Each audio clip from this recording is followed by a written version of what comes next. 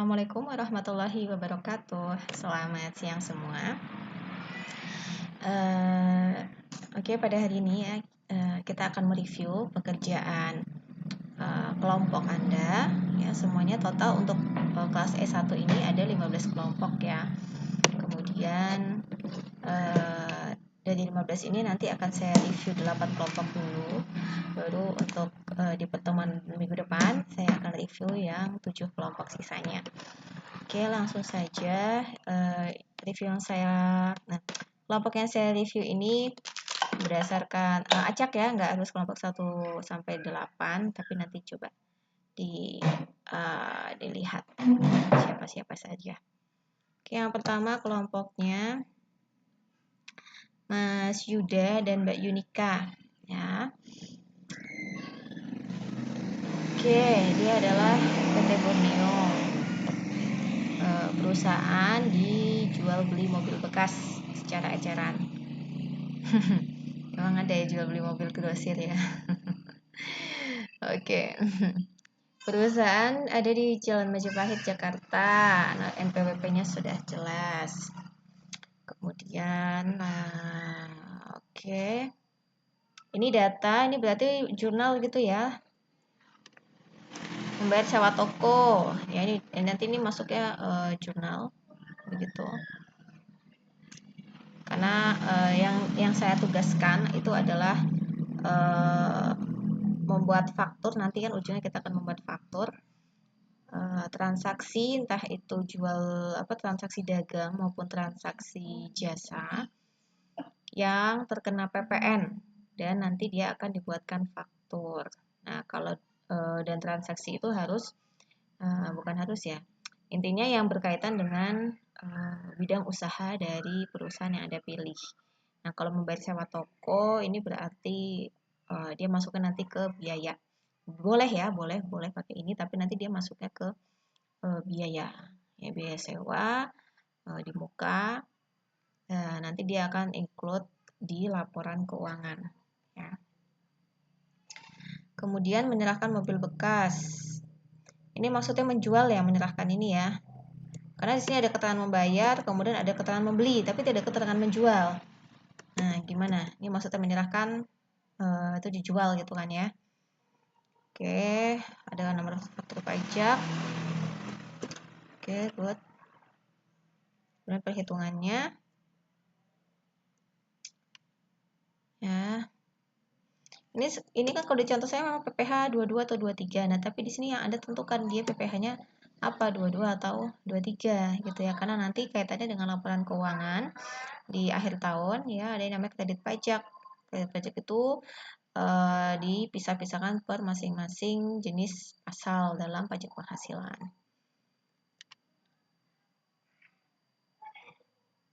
Gitu ya. Nah, untuk membeli peralatan, oke ya, dia biasa masuk nanti PPN masukan gitu ya. Oke, coba lihat. Intinya,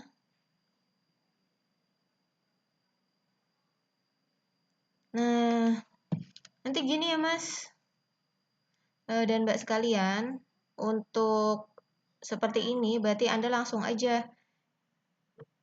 Kalau membeli berarti kan dia nanti menambah menambah persediaan. Tapi kalau menjual itu kan akan mendapatkan penghasilan. Nah, berarti langsung aja nih kategorinya dia termasuk PPN masukan atau PPN keluaran gitu ya. Nanti biar Anda nggak bingung ketika membuat form 11-11-nya. Begitu, kemudian ini juga sama ya.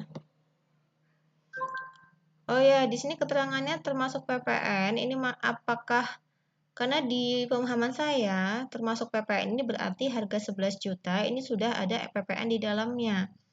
Yang berarti harga ini harus dibredel berapa harga nominal aslinya dan berapa harga PPN-nya. Gitu ya. Kalau di sini 11 juta kemudian 1 juta 100 berarti total harganya adalah 11 juta ditambah 1 juta 100 menjadi 12 juta 100. Gitu. Kalau kata-kata termasuk PPN ini menyiratkan gitu ya, kalau harga ini tuh sudah bersih, karena di dalamnya sudah ada PPN-nya. Sorry, bukan bersih. Harga ini tuh sudah termasuk PPN sehingga harus dikeluarkan atau dipisahkan lagi mana yang merupakan harga jual dan mana yang PPN-nya gitu.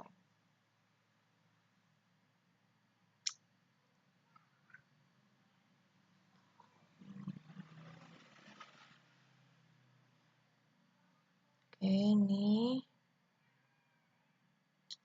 Nah, ini ya, ini berarti kan untuk apa? Persediaan ya. Oke, ini jasa Pak Endra tuh siapa nih? Sistem akuntansi. Oke, berarti dia kena PPh pasal 21 nih harusnya. Ya. Ini 21 ini Mas, nggak 22 nih. Masih ingat tenaga ahli? Ya. Dia kena 21 itu bukan 23 ya.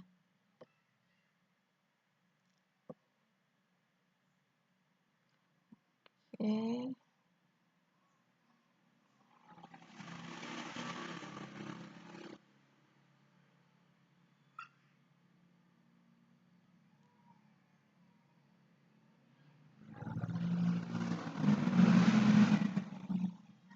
Kemudian untuk tarif apa namanya?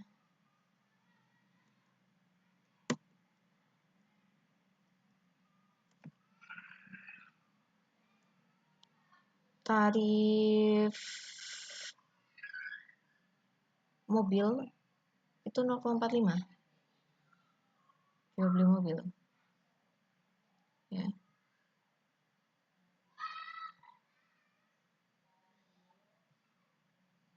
Oke, gitu untuk kelompok Mas Yuda ya, nanti silakan untuk PPN-nya langsung dipisah aja mana yang menjadi PPN masukan dan PPN keluaran, bisa ditulis di sini ya, total PPN masukan, total PPN keluaran.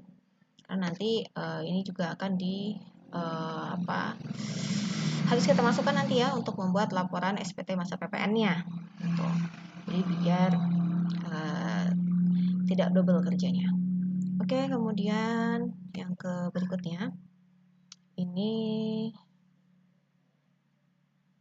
punyanya Mbak ya. Oke, Mas Septian Adi sama Mbak Ais. PT Ndangwer, alamatnya Blok M. Kalau di tempat saya di Jepara, Blok M itu kepanjangan daripada Blok Munyo. Ya.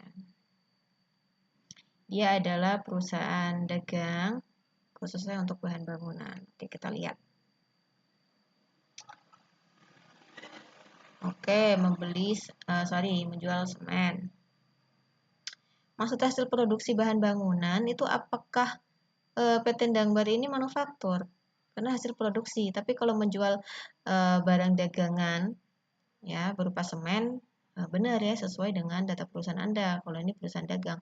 Tapi kalau hasil produksi ini di gambaran saya adalah perusahaan Anda itu manufaktur ya. Jadi perusahaan pencipta atau perusahaan yang memproduksi sesuatu. Ini juga sama ya. Ya, jadi beda antara manufaktur dengan perusahaan dagang. Nanti bisa dilihat lagi tarifnya. Oke, jadi ditentukan aja mau manufaktur atau dagang dulu, gitu ya. Karena kalau ini keterangan ada menerima bahan baku, berarti kan ini harusnya dia manufaktur, bukan perusahaan dagang. Ya udah diganti aja nanti ya. Gitu, ini juga sama ya antara menjual dan membeli, maka silahkan DPP-nya, PPN-nya langsung dipisah ya, mana yang jadi PPN masukan dan PPN keluaran. Nah, kalau ini emang semuanya ada PPh 22, maka sini langsung aja tulis PPh 22, 23-nya nggak usah. Nah, gitu.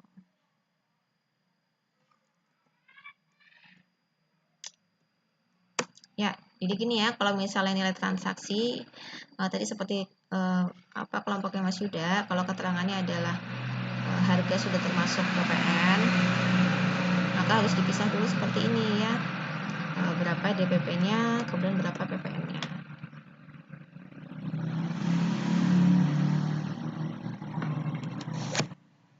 Oke, Februari. Nah, ini kan muncul hasil produksi terus ya. Nah, ini tolong di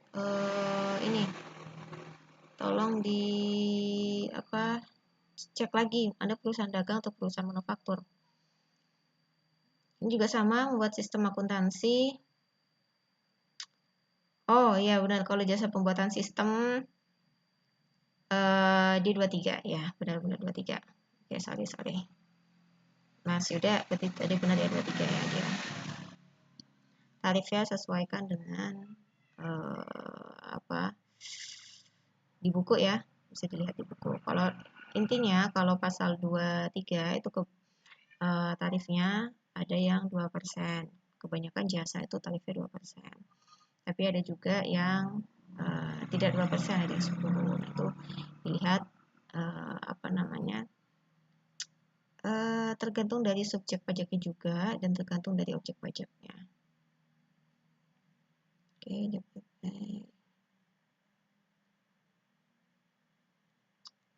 Tidak termasuk PPN. Oke, kalau tidak termasuk PPN, maka DPP-nya adalah nilai transaksi, kemudian PPN-nya dikalikan dengan nilai transaksi, betul. Ya, karena tidak termasuk PPN. Maret, ya sama ya, nanti ini silakan pisahkan PPN masukan dan keluaran langsung aja. Biar nanti pas Anda bikin form 11-11-nya gampang. Oke.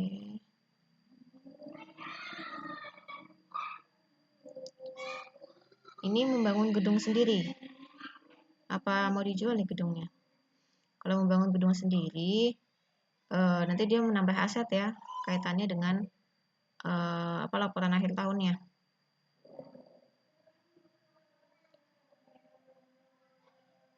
Oke, overall kayak seperti itu ya, dipisahkan. PPN masukan keluaran, kemudian lanjut. Ini kelompoknya Mbak Elisma dan Eka Dido. Nah, ini adalah perusahaan dagang ya, alat tulis kantor. Kemudian ini ada transaksi-transaksinya. Oke. Membeli mebel, menjual, membeli lagi, menjual. Oke, ini data transaksi untuk setiap bulannya. Langsung buka aja Januari. Membeli mebel, tadi keterangannya harga termasuk PPN. Kalau termasuk PPN, berarti harga ini harus dipisahkan mana yang menjadi DPP dan mana yang menjadi PPN ya. Jadi seharusnya dari 70 juta ini bukan DPP-nya tapi harga beli. Kemudian Anda cari lagi DPP-nya dan ketemu PPN, sehingga DPP ditambah PPN itu totalnya adalah 70 juta. Gitu ya. Menjual, oke. Nah, untuk membeli kendaraan mobil dilihat ya, karena ada beberapa jenis kendaraan yang dia termasuk adalah PPNBM ya, PPN atas barang mewah. Nah, ini dilihat. Kalau nggak salah, terakhir saya baca untuk kendaraan SUV itu dengan silinder tertentu itu sudah termasuk PPN barang mewah.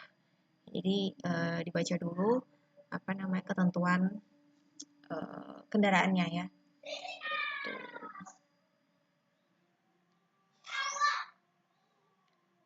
Oke.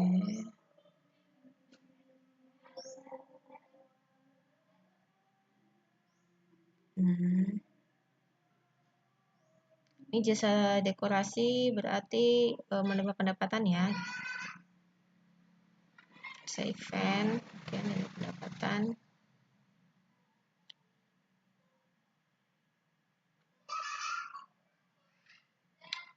Nah, untuk dividen coba dilihat dia masuknya pasal 22, 23 atau final dividen itu pembayarannya ya.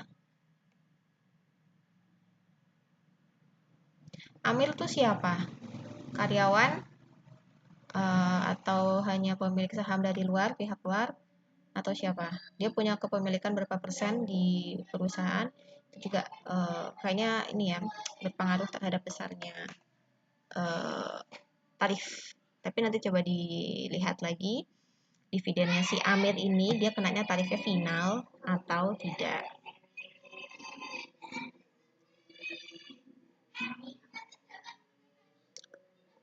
Oke, ya.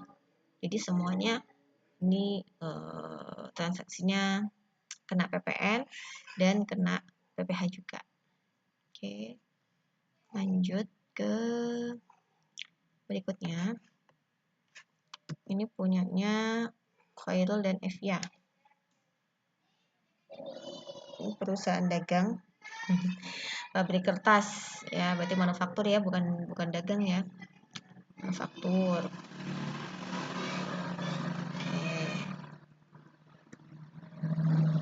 Oke, untuk kertas memang ada tarif sendiri ya. Nanti kayaknya sih seharusnya ini sudah sesuai dengan buku ya, buku perpajakan.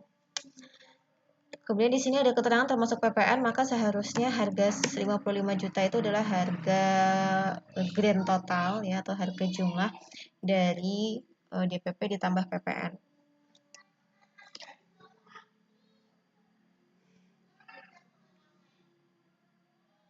Ini bagus ya, sudah urut. Jadi per bulan terus ada tanggalnya. Sama ya seperti Mas Yuda. Jadi semuanya coba sekalian ditambahin gitu di sini mungkin ya. Atau gini ya.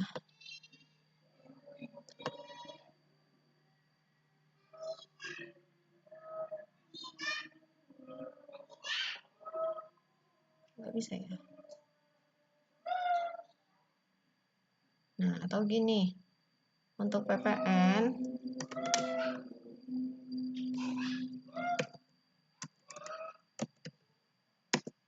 nah ini misalnya masukkan nih keluaran itu jadi bisa langsung dipisah mana yang jadi PPN masukan dan mana yang menjadi PPN keluaran.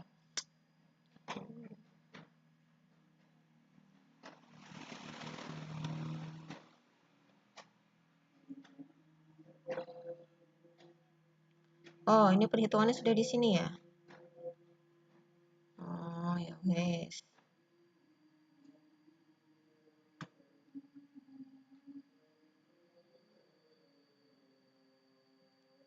Ya bagus 6.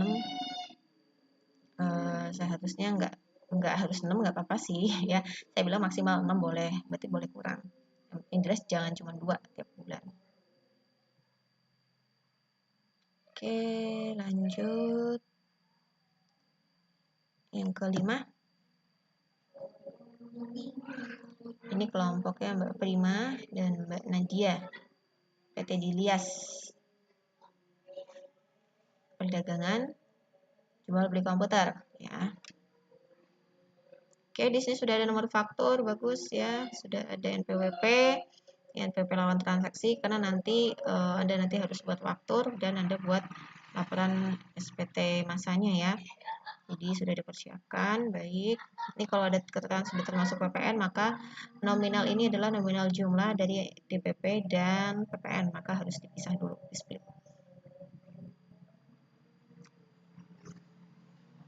Oke, ini DPP-nya berarti ya.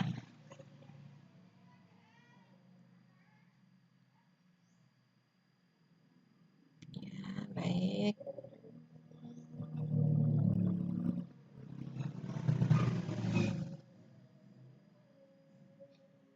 Oke, karena membeli ini berarti Anda masukan ya. Ini juga sekaligus dipisah ya, mana pajak masukan dan keluaran.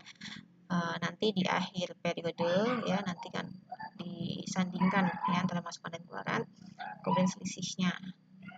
Ketika terjadi selisih lebih, maka Anda bisa mengkompensasikan kelebihan itu untuk pembayaran PPN bulan berikutnya. Tapi kalau selisih kurang, maka Anda harus menyetor ya PPN-nya.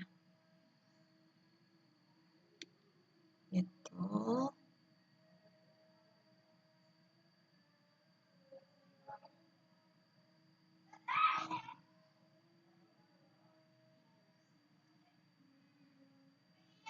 Oke, ini juga saya ini ya, dijelaskan saja, menyerahkan ini maksudnya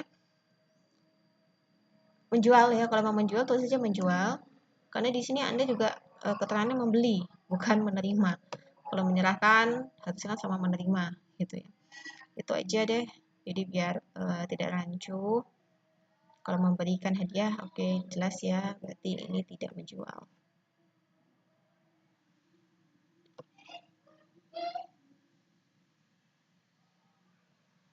Kemudian untuk PPh 2223 ini juga dipisah ya, mana 2223, karena kenapa?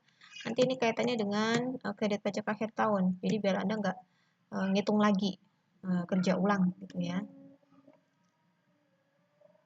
Oke, good. Lanjut ke 6.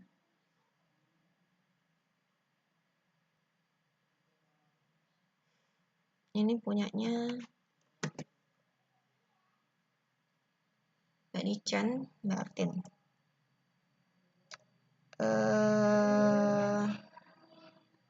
Apa nih? Urusan di bidang industri kertas. Oke, berarti manufaktur.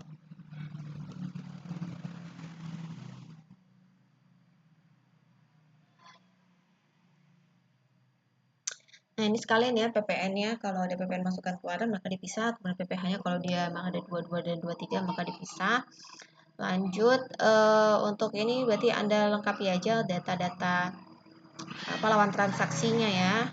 Kalau memang ada NPWP kemudian langsung disiapkan juga nomor fakturnya. Kita coba kembali. Oke.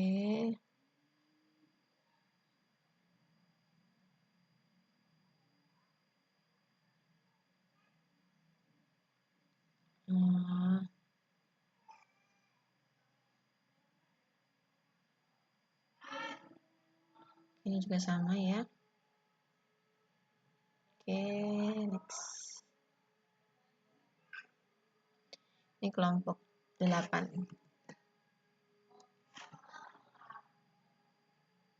Punyanya Mbak Rizky dan Mbak Eva. Tekstil, berarti ini harusnya juga industri ya.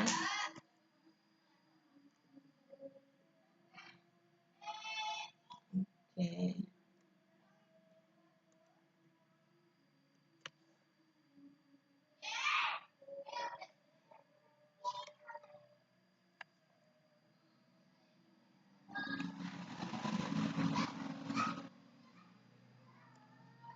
Nah, ini dilihat ya apakah benar 23 atau jangan-jangan final ya untuk dividen.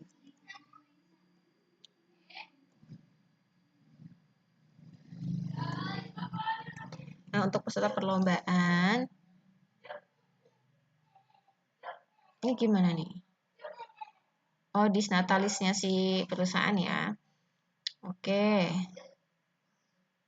Apakah memotong pasal 23 atau memotong pasal 21? Karena untuk penerimaan hadiah yang diterima secara individu itu juga ada yang 21 ya, jadi dicek dulu.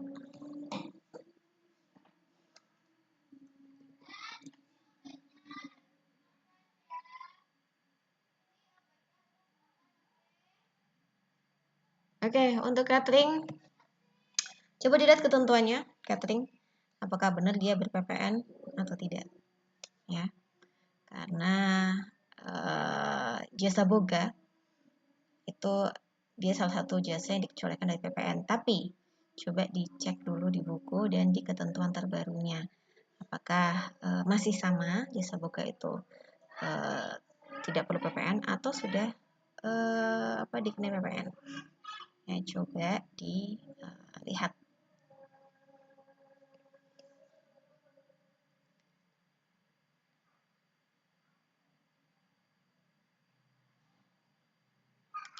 Kemudian untuk meminjam uang, ini dia minjam uangnya ke siapa? Karena kalau ke bank itu dia tidak ada PPN, ya ini tidak ada. Jadi ini dulu dijelaskan dulu ya untuk poin nomor 5 ini. Ya. Dia ini ke siapa minjam uangnya?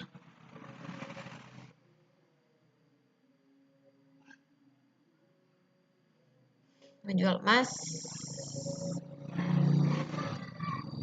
Oke, dia produksi kertas tapi jual emas juga. Ini gimana ya, Mbak? Yang merupakan aset pemilik. Oh, kalau aset pemilik maka dia tidak menjadi tidak boleh diakui oleh perusahaan ya.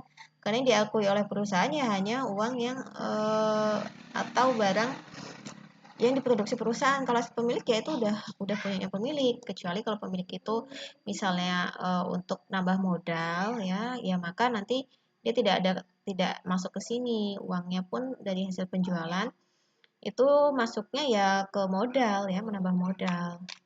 Tidak masuk ke sini, Mbak. Ini ya. Nggak masuk ke pekerjaan. Gitu ya.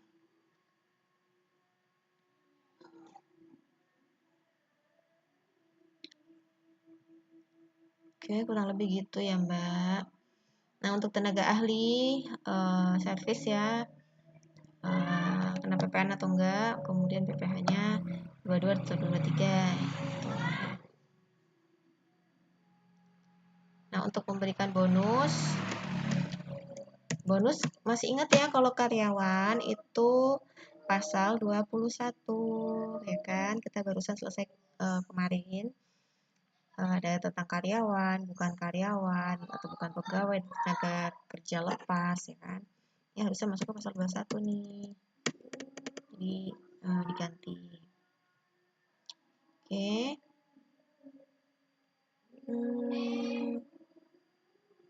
Akhir ya. Ini kelompok 7 punyanya Aulia dan Mai. Aulia dan Maidiani. Ya, ini adalah eternal elektronik. Perdagangan barang-barang elektronik. Oke. Beli kulkas. Untuk persediaan dagang ya. Belum termasuk PPN. Benar, kalau belum termasuk PPN maka di PP-nya adalah sesuai harga jual atau harga beli.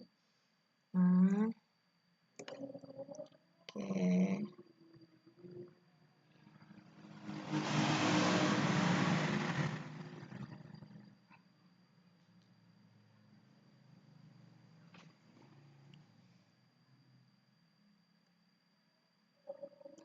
Junjun tuh hadiah apa ya, Mbak? Gitulah ya pokoknya. Dan kalau untuk hadiah coba dicek ya, apakah dia kena PPN atau enggak hadiah. Karena setahu saya kalau hadiah itu dia kenanya cuma PPh. Bisa pasal 21, bisa pasal 23, atau bisa pasal final.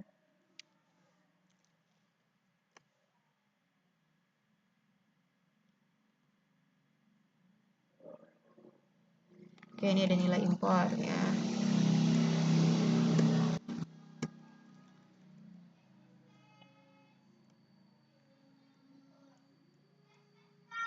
Oke, maka perhitungan pajaknya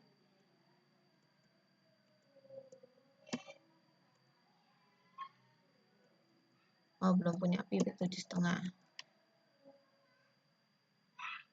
Oke. Kita tambahin ya. Pasal 22 impor.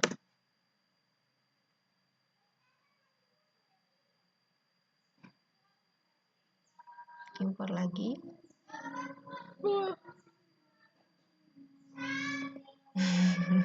Maaf ya.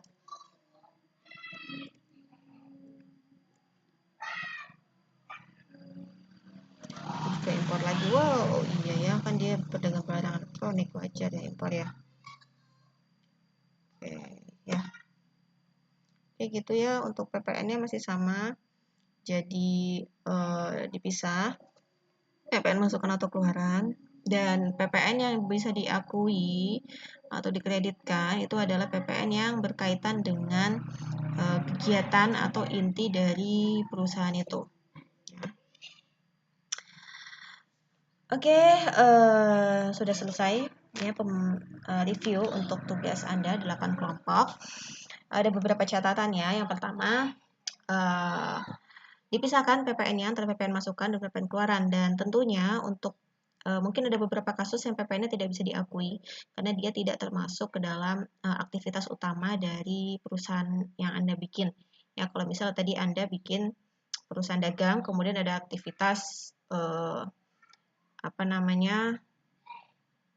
membangun gedung sendiri gitu kan.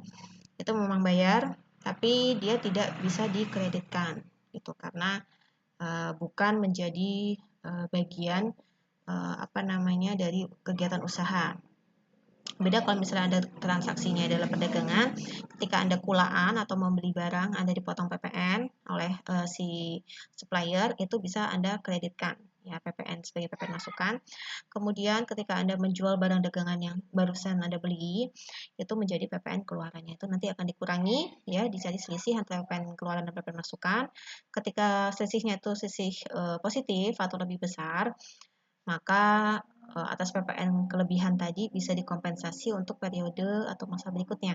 Tapi kalau misalnya selisihnya ada selisih kurang, maka Anda harus membayar sebesar selisih itu ke kantor pajak.